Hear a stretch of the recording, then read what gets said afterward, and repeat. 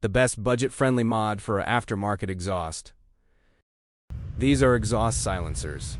To install, you'll need a drill and a spanner. First, insert your silencer till you get the tip sitting flush. Once it's sitting flush, measure the whole distance, and then drill from the bottom. As you can see, I've drilled it in the past.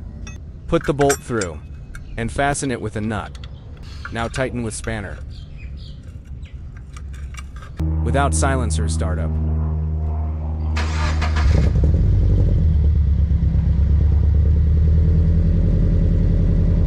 Revs.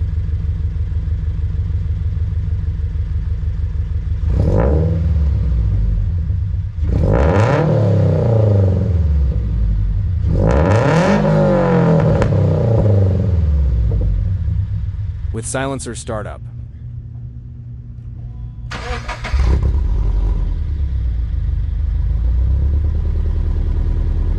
Revs.